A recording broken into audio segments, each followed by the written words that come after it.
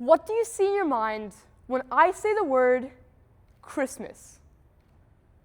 Do you see trees with tinsel, snow, elves, Santa? Do you see gifts, candles, or caroling?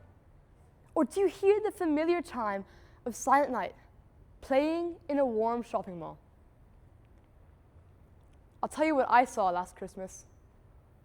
I saw guns, soldiers, checkpoints. I saw a convoy of trucks carrying humanitarian aid for refugees along the Thai-Myanmar border. The contrast was significant. I mean, one moment I was in a world of Christmas baubles, and the next, a world of fighting and loss. This picture of a model Christmas is what I call the illusion. Now, illusions are always skin deep. It's a filter of whatever the world wants to show you. And that's all it is, a filter. A glossy photo that suggests everything is fine. When we look at the world through the lens of illusion, we see perfection, that everything is right with the world, and that everyone should be carefree. But we miss the real truth. The real truth that there are so many things that we as humans need to address. Last Christmas, I went behind this filter. I spent my holidays at the Thai-Myanmar border, and I learned that while illusion cherry picks through the upbeat, happy, and positive scenes, vision takes a cold, hard look at reality and finds a way through. Take something as simple as food. Illusion will see the spicy kick of Thai chili as a perk or a funny story to tell your friends about. Vision sees that for a refugee with no food security, that intense chili mixed with fish sauce is the only thing that seasons their heavily watered down rice, giving the illusion of feeling full when you're actually starving. The substance of survival, not a condiment. Now, when I say the word refugee, what do you think of? Some may think of words like problem, migrant, or maybe even a burden. And while the Cambridge Dictionary describes a refugee as someone escaping their country for political, religious, or economic needs, my definition is different. I think of a refugee camp that I stood in, hidden deep in a bamboo forest. A place categorized by what was missing, not by what was included. This camp has no school for the children. The people there have no ID documents and no way to get them. There's no certainty of food and no nation who even wants them. Discovery would mean deportation, and staying meant living in a constant state of flux. Whatever the illusion, the reality is that they're just like you and me, humans. People who have done everything to escape war.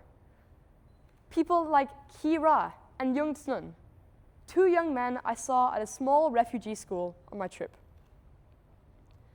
Their school is right next to this massive trash dump where they live. Yes, you heard me correctly. Massive trash dump where they live. They scavenge this trash mountain for old scraps to sell, resources to build homes with, and even for leftover food. If the trucks don't come and deliver more trash with edible food, they very often have absolutely no way of eating. Their survival depends on the things that we decided weren't good enough to keep. The absolute worst of the worst. But the thing that struck me in particular about these two young men was that even after all their hardships, all their struggles, and all their reasons to quit, they kept going strong, even showing their heavily contagious smiles after every sentence that they said.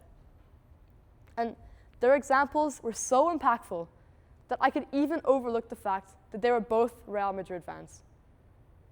But the thing is that these were just 2 refugees among a growing number.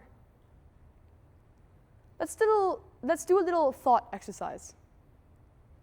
How many people do you think are globally displaced? Meaning that they were forced to leave their homes for a variety of reasons. That number is a staggering 117.3 million. If these people all came together and formed one country, it would be the 12th largest nation, bigger than the UK or France. But unlike those nations, this one has no borders to conceal it, no government to protect it, and no flag to represent it. It's a ghost nation of parents, children, and the elderly, whose only commonality is that they have nowhere to go. 10 years ago, 1 out of every 160 people was forcibly displaced. Today, that ratio is 1 in every 70. This crisis isn't just staying big, it's growing. So, before we left, we asked the NGOs serving those along the Thai border, how can we help? And they told us that the refugees were so focused on their mere survival that they didn't have time to celebrate. They told us, help them celebrate. And so, that's what we did. We brought hundreds of kids on a celebratory outing. We took them to a waterfall where, just for a moment, they could pause, relax, and rest. We fed them meals with meat, an incredibly uncommon event for these people. And to another group, gave school and food supplies that would last them for months. But perhaps more importantly, we helped them be seen, help them know that they aren't forgotten, and help them feel love. And so, yes, I got presents for Christmas, but I also saw the Christmas past the glitter and decorations to something deeper, purpose. So, what does one do in the face of world need? Illusion will say that refugees are just a number or statistic, and that the problem belongs to someone else. I mean, there's the UN for that kind of thing, right? Vision says that you're never too young. Vision says that the reality is that they're brothers, sisters, and friends, and we can help. Illusion will say, I'm not big enough, or I'm not old enough. There's nothing I can do to help. Vision says you're never too young, too poor, or too insignificant to make a difference. Don't just look at the filter, look at the reality. Because once you truly have the vision to see, you can never look away. Because the world doesn't change when someone else steps up. It changes when you do. Thank you.